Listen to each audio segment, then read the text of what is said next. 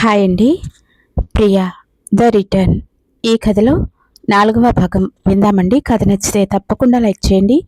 కొత్తగా మన ఛానల్ని చూసేవారు ప్లీజ్ సబ్స్క్రైబ్. హాయ్ అండి. ప్రియా ద రిటర్న్ ఈ కథలో 4వ భాగం విందామండి. కథ నచ్చితే తప్పకుండా లైక్ చేయండి. కొత్తగా మన ఛానల్ని చూసేవారు ప్లీజ్ సబ్స్క్రైబ్. కారులో కూర్చున్న కిషోర్ ఫోన్లో మాట్లాడుతూ ఎస్టేట్ గోడ వైపు చూస్తున్నాడు.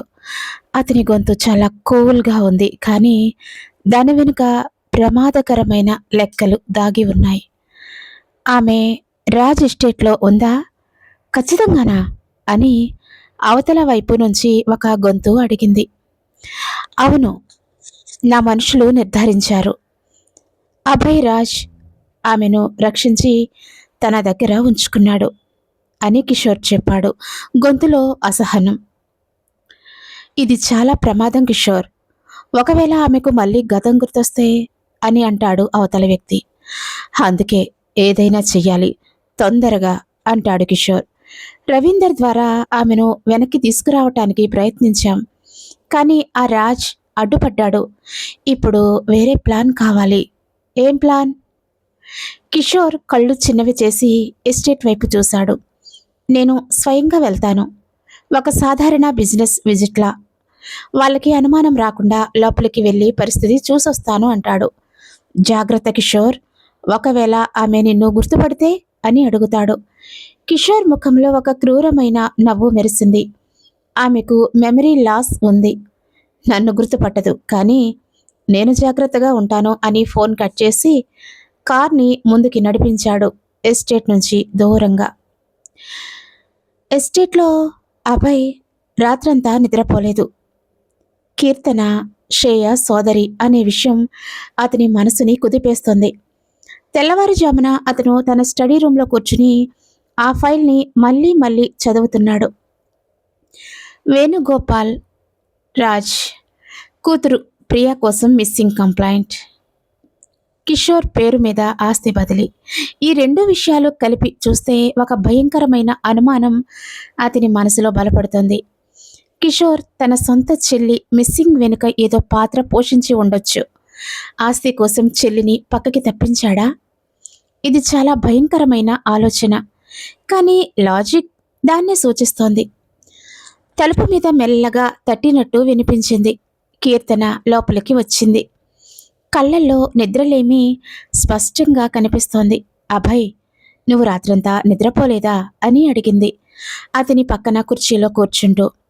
లేదు కీర్తన, సారీ ప్రియా, క్షమించు, ఏం పిలవాలో కూడా తెలియట్లేదు నాకు. అభయ్ అలసటగా నవ్వాడు. కీర్తన అనే పిలువు ఇప్పటికీ, ప్రియా అనే పేరు నాకు ఇంకా పూర్తిగా అలవాటు కాలేదు అని ఆమె చెప్పింది. తర్వాత అతని చేతిలో ఉన్న ఫైల్ని చూసింది. నువ్వు ఏం ఆలోచిస్తున్నావో నాకు తెలుసు అభయ్. కిషోర్ నా అన్నయ్య, అతనేదో తప్పు చేశాడు అనుకుంటున్నావు కదా? అభయ్ ఆమె వైపు ఆశ్చర్యంగా చూశాడు. నీకెలా తెలుసు?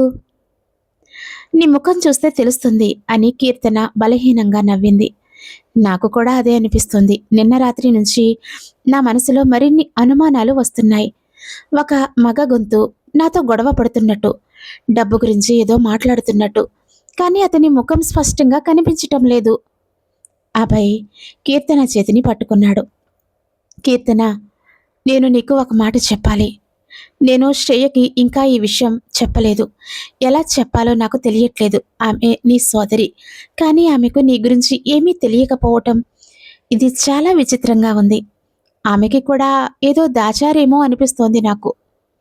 కీర్తన అవును అన్నట్టుగా తల ఊపింది. నాకు కూడా అలాగే అనిపిస్తోంది, కానీ అభయ్, నాకు భయంగా ఉంది. ఒకవేళ నా ఫ్యామిలీ నన్ను కావాలని దూరం పెట్టి ఉంటే, ఒకవేళ నేను వెనక్కి వెళ్తే మళ్ళీ ఏదైనా ప్రమాదం జరిగితే అని అంటుంది. నేను నిన్ను ఒంటరిగా వదలను, ఏం జరిగినా నేను నీ పక్కనే ఉంటాను అని అభయ్ చెప్పాడు, గొంతులో దృఢత్వం. ఇద్దరూ ఒకరినొకరు చూసుకున్నారు. ఆ చూపుల్లో మాటలు అవసరం లేని ఒక అవగాహన, ఒక అనుబంధం కనిపించింది. అభయ్ మెల్లగా ఆమె వైపు వంగాడు. తన నుదుటిని ఆమె నుదుటికి ఆనించాడు. కీర్తన, ఏం జరిగినా సరే నా భావాలు మారవు నీ మీద. ఐ లవ్ యూ కీర్తన.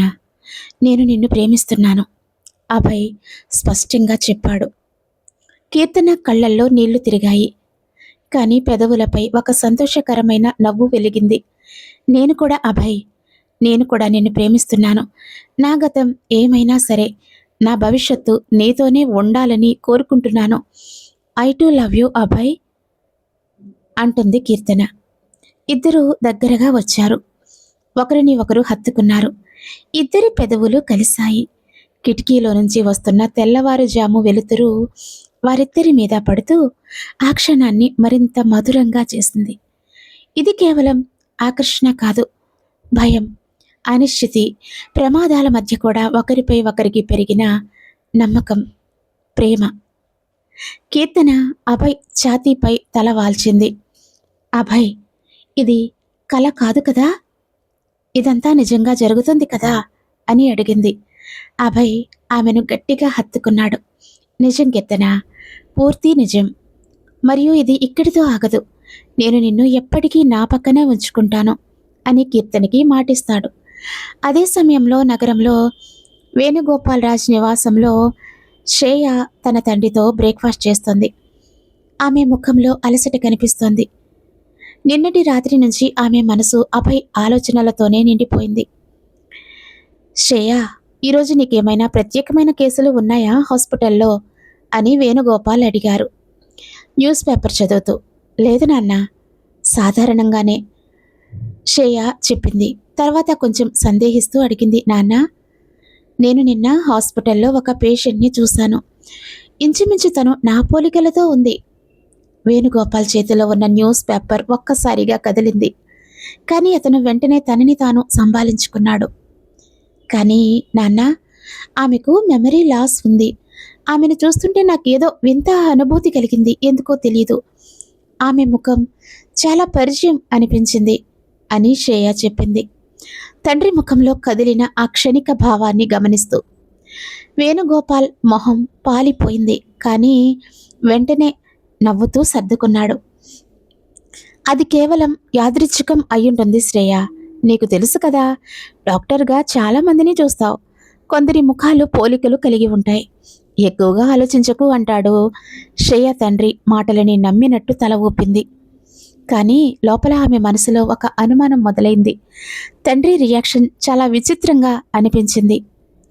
సాధారణ ప్రశ్నకి అంత కంగారు పడాల్సిన అవసరమేముంది? అదే సమయంలో కిషోర్ డైనింగ్ రూమ్లోకి వచ్చాడు, తొందరగా బయటికి వెళ్ళటానికి సిద్ధమవుతూ. నాన్న, నేను బయటికి వెళ్తున్నాను, ఒక బిజినెస్ మీటింగ్ ఉంది అని కిషోర్ చెప్పాడు తన కార్ తాళాలు తీసుకుంటూ. ఎక్కడా మీటింగ్ అని వేణుగోపాల్ అడిగాడు. రాజ్ గ్రూప్తో కొత్త డీల్ గురించి మాట్లాడాలి అని కిషోర్ చెప్పాడు. కానీ శ్రేయ అతని కళ్ళల్లో ఏదో ఉద్దేశాన్ని గమనించింది. కిషోర్ వెళ్ళిపోయాక శ్రేయ మనసులో అనుమానం మరింత బలపడింది. రాజ్ గ్రూప్ అంటే అభయ్ కంపెనీయేనా? కిషోర్కి అభయ్తో ఏం పని అని అనుకుంది. మధ్యాహ్నం కిషోర్ ఎస్టేట్కి చేరుకున్నాడు. ఖరీదైన సూట్లో, చేతిలో ఒక బ్రీఫ్ కేస్తో, పూర్తిగా ఒక బిజినెస్ మాన్లా. గేటు దగ్గర సెక్యూరిటీ అతన్ని ఆపింది. నా పేరు కిషోర్, వేణుగోపాల్ గ్రూప్ నుంచి వచ్చాను. మిస్టర్ అభయ్ రాజ్తో అపాయింట్మెంట్ ఉంది అని కిషోర్ నమ్మకంగా చెప్పాడు. సెక్యూరిటీ లోపలికి కాల్ చేసింది. అభయ్కి ఈ పేరు వినగానే ఆశ్చర్యం, అనుమానం రెండూ కలిగాయి. కిషోర్ ఇక్కడికి ఎందుకు వచ్చినట్టు? కీర్తన, నువ్వు లోపల గదిలో ఉండు, బయటికి రావద్దు అని అభయ్ కీర్తనతో చెప్పి ఆమెను జాగ్రత్తగా లోపల గదిలోకి దాచాడు. తర్వాత అభయ్ కిషోర్ని లోపలికి ఆహ్వానించాడు, ముఖంలో ఏ భావాన్ని బయట పెట్టకుండా. మిస్టర్ కిషోర్, ఏం పని మీకు నాతో అని అభయ్ మెల్లగా అడిగాడు. ఇద్దరూ లివింగ్ రూమ్లో కూర్చున్నాక, మిస్టర్ అభయ్, మా రెండు కంపెనీల మధ్య ఒక కొత్త జాయింట్ వెంచర్ గురించి మాట్లాడాలని వచ్చాను. కిషోర్ నవ్వుతూ చెప్పాడు. కానీ అతని కళ్ళు గది చుట్టూ పరిశీలనగా తిరుగుతున్నాయి. అభయ్ అతని కళ్ళల్లో కదులుతున్న ఆ నిఘాని గమనించాడు. ఇతను బిజినెస్ కోసం రాలేదు, ఇతనేదో వెతుకుతున్నాడు అనుకున్నాడు మనసులో. సరే చెప్పండి మీ ప్రపోజల్ అని అభయ్ చెప్పాడు. కిషోర్ తన బిజినెస్ ప్రపోజల్ గురించి మాట్లాడటం మొదలుపెట్టాడు. కానీ మాటల మధ్యలో తన కళ్ళు ఇంటి లోపలి భాగం వైపు తిరిగాయి. ఎవరైనా కనిపిస్తారేమో అని వెతుకుతున్నట్టుగా. అదే సమయంలో లోపల గదిలో కీర్తన తలుపు సందు నుంచి బయటికి చూస్తుంది. కిషోర్ గొంతు వినగానే ఆమె శరీరం ఒక్కసారిగా బిగుసుకుపోయింది. ఆమె తలలో ఒక్కసారిగా తీవ్రమైన నొప్పి మొదలైంది. ఒక దృశ్యం స్పష్టంగా కనిపించింది. ఒక కారులో ఇద్దరు కూర్చుని ఉన్నారు. గొడవ పడుతున్నారు. "నువ్వు నా ఆస్తి నాకివ్వాలి ప్రియా. నాన్న నీకే ఎక్కువ ఆస్తి ఇస్తున్నాడు. ఇది అన్యాయం" అని ఒక మగ గొంతు అరుస్తోంది. కారు వేగంగా వెళ్తోంది. రోడ్డు పక్కన లోయ కనిపిస్తోంది. "Kishore, slow down. ఇది డేంజర్" తనే అరుస్తోంది. కారు అదుపు తప్పి మంటలు. కీర్తన బాధతో మూలిగింది. తలుపుకి ఆనుకుని కూలబడిపోయింది. ఈ చప్పుడు లివింగ్ రూంలోకి కొద్దిగా వినిపించింది. "అదేం చప్పుడు?" కిషోర్ వెంటనే అప్రమత్తమయ్యాడు. లేచి నిలబడ్డాడు. అభయ్ గుండె వేగంగా కొట్టుకుంది. కానీ ముఖంలో ప్రశాంతత నటించాడు. "ఏమీ లేదు, మా పని మనిషి ఏదో పడేసినట్టుంది. కూర్చోండి. మీ ప్రపోజల్ కంటిన్యూ చేయండి" అంటాడు. కిషోర్ అనుమానంగా చూశాడు. కానీ మళ్ళీ కూర్చున్నాడు. అయితే అతని దృష్టి ఇప్పుడు పూర్తిగా ఆ లోపలి గది తలుపు వైపే ఉంది. "మిస్టర్ అభయ్, నేను విన్నది నిజమేనా? మీరెవరో అమ్మాయిని రక్షించారని, ఆమెను ఇక్కడ ఉంచుకున్నారని నిజమేనా?" కిషోర్ సూటిగా అడిగాడు, నవ్వు మొహంతోనే. అభయ్ గుండె ఆగినంత పనైంది. కానీ బయటికి కనిపించనివ్వలేదు. "అవును, కొన్ని రోజుల క్రితం అడవిలో కొందరు ఇబ్బంది పెడుతుంటే ఒక అమ్మాయిని కాపాడాను. ఎందుకు అడుగుతున్నారు?" "ఏం లేదు, కేవలం కుతూహలం" అని కిషోర్ చెప్పాడు. కానీ అతని కళ్ళల్లో ఆసక్తి స్పష్టంగా కనిపిస్తోంది. "ఆమెను చూడొచ్చా? నా కంపెనీ కూడా సోషల్ వర్క్లో ఉంది. ఇలాంటి కేసుల్లో సాయం చేయగలను" అంటాడు కిషోర్. "ఆమె ఇప్పుడు రెస్ట్ తీసుకుంటోంది. వైద్యులు పూర్తిగా విశ్రాంతి సూచించారు. ఎవరినీ కలవద్దు అని. క్షమించండి" అభయ్ కటువుగా చెప్పాడు. ఇక ఈ సంభాషణని ముగించాలని నిర్ణయించుకుంటూ. కిషోర్ ముఖంలో కొద్దిసేపు కోపం మెరిసింది. కానీ వెంటనే దాన్ని దాచేసుకున్నాడు. "అర్థమైంది. సరే, నా ప్రపోజల్ గురించి ఆలోచించండి. తర్వాత మాట్లాడుకుందాం" అని లేచి బయలుదేరాడు. తలుపు దగ్గర ఆగి కిషోర్ తిరిగి చూశాడు. "మిస్టర్ అభయ్, ఒక సలహా. కొన్నిసార్లు పరిచయం లేని మనుషులని ఇంట్లో ఉంచుకోవటం ప్రమాదకరం. మీకు ఆమె గురించి పూర్తిగా తెలియదు కదా. ఆమె గతం ఏంటో. జాగ్రత్తగా ఉండండి" అంటాడు. ఈ మాటల్లో ఒక బెదిరింపు దాగి ఉంది. అభయ్కి అది స్పష్టంగా అర్థమైంది. "Thank you for the advice mister Kishore. కానీ నేనెవరిని నమ్మాలో ఎవరిని నమ్మకూడదో నాకు బాగా తెలుసు" అభయ్ సూటిగా బదులిచ్చాడు. కిషోర్ కళ్ళల్లో ఒక్క క్షణం కోపం, తర్వాత నవ్వుతూ వెళ్ళిపోయాడు. కిషోర్ వెళ్ళిపోయాక అభయ్ వెంటనే లోపలి గదిలోకి పరుగెత్తాడు. కీర్తన నేల మీద కూలబడి తల పట్టుకుని ఉంది. "కీర్తన!" అభయ్ ఆమెను చేతుల్లోకి తీసుకున్నాడు. "అభయ్, నాకు గుర్తొచ్చింది, నాకంతా గుర్తొచ్చింది" కీర్తన వణుకుతున్న గొంతుతో చెప్పింది. కళ్ళల్లో నీళ్లు. "కిషోర్, అతను నా అన్నయ్య. మేము కారులో వెళ్తుండగా గొడవ పడ్డాం ఆస్తి గురించి. అతను కారుని వేగంగా నడిపాడు. నేను వారించడానికి ప్రయత్నించాను. కారు అదుపు తప్పింది. ప్రమాదం జరిగింది." అభయ్ ఆమెను గట్టిగా పట్టుకున్నాడు. ఆమె వణుకుతున్న శరీరాన్ని స్థిరపరచడానికి ప్రయత్నిస్తూ. "మెల్లగా చెప్పు కీర్తన, ఏం జరిగింది? ఎలా జరిగింది ప్రమాదం?" అని అడిగాడు. నాకంతకు మించి ఏమీ గుర్తులేదు. కానీ అభయ్, ఒక విషయం స్పష్టంగా గుర్తుంది. కారు ప్రమాదం జరిగిన వెంటనే కిషోర్ ముఖంలో భయం కాదు, ఏదో వేరే భావం కనిపించింది. అది అది రిలీఫ్ లాగా అనిపించింది. అతను నన్ను రక్షించటానికి ప్రయత్నించలేదు అభయ్. అతను నన్ను చూస్తూ నిలబడ్డాడు." కీర్తన గొంతు వణుకుతుంది భయంతో. అభయ్ మనసులో కోపం, భయం రెండు కలగలిపి పొంగుకొచ్చాయి. "అంటే అతను ఉద్దేశపూర్వకంగా నిన్ను చంపడానికి ప్రయత్నించాడా?" "నాకు ఖచ్చితంగా తెలీదు, కానీ అలాగే అనిపిస్తోంది" అని కీర్తన ఏడుస్తూ చెప్పింది. అభయ్ ఆమెను మరింత దగ్గరగా హత్తుకున్నాడు. "కీర్తన, ఇప్పుడు నీకు ఇంకా ప్రమాదం పొంచి ఉంది. కిషోర్కి నువ్వు ఇక్కడ ఉన్నావని అనుమానం వచ్చింది. మనం జాగ్రత్తగా ఉండాలి. నేను నీకు మరింత సెక్యూరిటీ ఏర్పాటు చేస్తాను" అంటాడు అభయ్. "నాకు భయంగా ఉంది. ఒకవేళ అతను మళ్ళీ ప్రయత్నిస్తే?" కీర్తన అభయ్ చొక్కా పట్టుకుని అడిగింది. కళ్ళల్లో తీవ్రమైన భయం. నేను ఉన్నాను నీ పక్కన, ఏమీ కాదు నీకు అని అభయ్ చెప్పాడు. కానీ లోపల అతని మనసులో కూడా ఆందోళన మొదలైంది. ఆ రాత్రి అభయ్ తన సెక్యూరిటీ హెడ్ని పిలిచి ఎస్టేట్ చుట్టూ భద్రతని రెట్టింపు చేయమని ఆర్డర్ ఇచ్చాడు. తర్వాత తన ఫోన్ తీసి శ్రేయకి మెసేజ్ టైప్ చేయటం మొదలుపెట్టాడు. కానీ మళ్ళీ ఆగిపోయాడు. ఎలా చెప్పను శ్రేయకి తన అన్నయ్య కీర్తనని చంపడానికి ప్రయత్నించాడని? ఇది ఆమెకు ఎంత పెద్ద షాక్ అవుతుంది అని అనుకున్నాడు.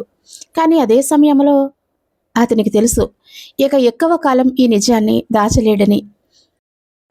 త్వరలో ఏదో జరగబోతుంది మరియు శ్రేయ కూడా ఈ మొత్తం విషయంలో ఇరుక్కుపోబోతుంది. అభయ్ కిటికీ దగ్గర నిలబడి బయటికి చూస్తున్నాడు. మనసులో ఆలోచనలు తిరుగుతుండగా అతని ఫోన్ రింగ్ అయింది. అపరిచిత నంబర్. హలో అభయ్ అనుమానంగా జవాబిచ్చాడు. ఫోన్ అవతల వైపు నుంచి పరిచయం లేని గొంతు వినిపించింది. మిస్టర్ అభయ్ రాజ్, నా పేరు రవీందర్. మనం మళ్ళీ మాట్లాడుకోవాల్సిన సమయం వచ్చింది అనుకుంటా. మీ కొత్త ఫ్రెండ్ కిషోర్తో నా భాగస్వామ్యం గురించి మీకు తెలియదు కదా. ఇప్పుడు మీరు రెండు వైపుల నుంచి శత్రువులని సంపాదించుకున్నారు మిస్టర్ రాజ్. జాగ్రత్తగా ఉండండి. రేపు రాత్రి మీ ఎస్టేట్లో ఏదో జరగబోతుంది. ఫోన్ కట్ అయిపోయింది. అభయ్ చేతిలో ఫోన్ వణుకుతోంది. అతని గుండె వేగంగా కొట్టుకుంటోంది. రవీందర్ మరియు కిషోర్ కలిసి ఏదో ప్లాన్ చేస్తున్నారు. రేపు రాత్రికి ఏదో పెద్ద ప్రమాదం రాబోతుంది. అదేంటో తెలుసుకోవాలంటే నెక్స్ట్ ఎపిసోడ్ కోసం వెయిట్ చేయండి. Thanks for listening.